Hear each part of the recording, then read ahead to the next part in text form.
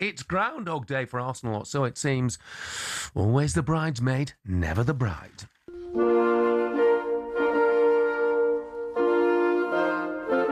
It's a magnificent 4 in a row for Pep Guardiola's superstar Manchester City side. It is agonising for Arteta and Arsenal. They were top for 248 nights and didn't win the league. I look at Mikel Arteta, I see Pep. I'm not here to give advices to Mikel. There is no confidence in what I'm seeing. We can't be the bridesmaid all the time. Get up early, bring your lunch, bring your dinner. What we've got to learn is when we've got it in our hands, you've got to know how to go and win those games. I'm asking myself, who's going to beat us? Manchester City, who win the League Cup yet again. Southampton 2, Arsenal 1. I'm serious. Who in world football is going to beat us? Ball running through to Scott, who's running through the centre. He's charging through the middle and he slammed it home. They've been beaten by the Cherries here at the Emirates Stadium. For today's game, I thought it was Arsenal's. I'm not so sure now. Yeah, Bournemouth absolutely brilliant, by the way, at the weekend, and they deserve full credit for that victory over Arsenal. But of course, it means that Man City's win at Stamford Bridge yesterday has left them breathing down the Gunners' necks. The gap 6 points, game in hand, and of course, we all know that next Sunday it's City against Arsenal. City with home advantage. Now, among the travelling support, one City fan yesterday was spotted literally drinking from a prop water bottle labelled Arsenal's Tears, savouring every drop of the North London side nerves. You'll see him on screen now if you're watching the show. Look, it was a gentle Mickey take. And I think, as the boys in the commentary pointed out yesterday, he must have brought a case full of props, because when Phil Foden came on, he put Phil Foden's shirt, one of our own, on, you know. So anyway, he's learning how to be a social media influencer. There he is right now. But it seems to be fair game at the moment. Open season, if you like, on taking the mickey out of Arsenal. I think we should remember they are still top of the table. Yes. Yep. And I think that the Arsenal fans will be continually, of course, they'll be questioning, they'll be worried a little bit about what they're seeing at the moment, but they will also remind themselves that they still have a lead at the top of this division. This is a pivotal moment for them this week. Not only Champions League, then going to City next weekend, the informed team in the league, Manchester City. They're really hot at the moment. They're looking vibrant. They're looking energised by the title race rather than pressurised by it and defeated by it. So Arsenal have got to do whatever it takes, Jeff, next weekend to ensure they do not get beat at Manchester City. Now, whether that's going mad on the front foot, whether that's being far more positive and taking risks elsewhere, then whatever. But they've got to make sure that they come away from that game having not been beaten.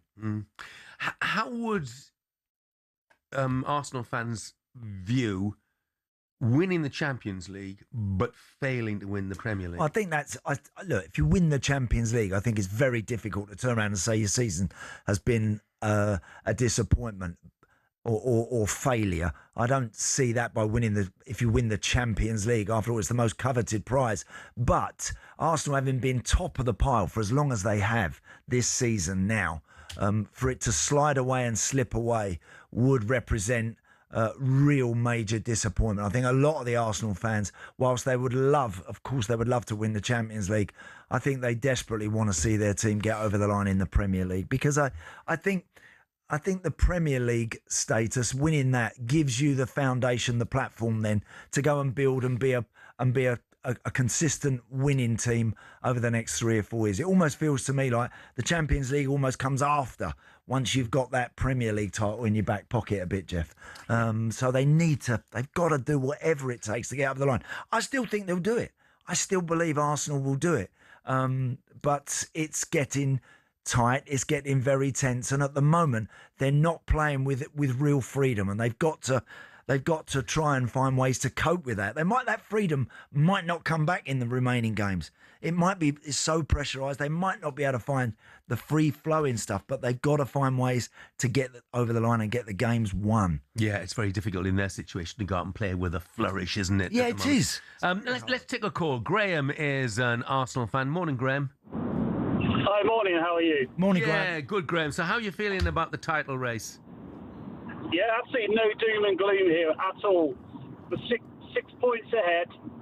I know City have got a game in hand, but, you know, this is our Anfield moment. Them screens they had on in the week, I want them on the pitch and I want them playing the Anfield game. This is our moment. This is what we've been going for all season. Let's go. This weekend, I want to attack City. And if we lose 4-3, so be it. I'd rather do that than lose the way we're playing 3 or 4-0 at City. That's what I want. I want Arteta this week changing the mentality of the way we're playing and the mindset of the players. Yeah, no, look, very good points. I've actually just had a text in as well. It says, Andy, you're saying go to the Etihad and don't get beat. That's exactly what's got them in this mess, playing to not get beat. Would you agree with that?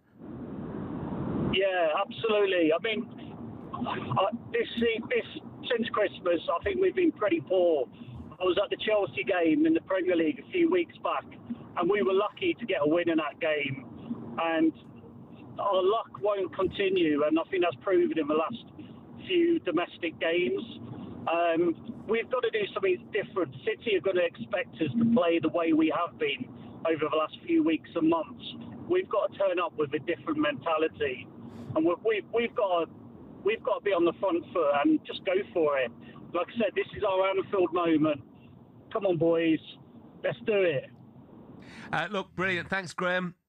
Graham, yeah, thanks very much. I see about him being on the front foot. Yeah, I look at Arsenal and I think they've got so many riches going for. I know Saka's injured at the moment, but, you know, Eze, Gyökeres, Trossard, Madueke, Odegaard, Martinelli, lots of attacking talent. Maybe it is time to put faith in a front foot method. Well, when I said you don't get beat, Jeff, I don't mean you go there with a defensive mindset. What I'm saying is that if you end up coming away, or if with 10 minutes to go, the game's 0-0, 1-1, 2-2, whatever it might be, 3-3, you make sure you don't get beat in that game. I'm not saying for 1 second that Arsenal need to go there with the mindset of just sitting back behind the ball and blocking the game out and trying to just frustrate the life out of City. No. I don't, because I don't think that you can do that at the moment. I think at some point, if you go down that road, they will find a way. They will create a chance. And at the moment, they look like they can take them. So I think that would be very dangerous. And I don't believe Mikel Arteta will set his team up like that. But what I do mean, last 10 or 15 minutes, for the best teams, usually they are able, if they've got a point in their back pocket and it looks like that's going to be enough, then the best teams usually have what it takes to make sure they get that.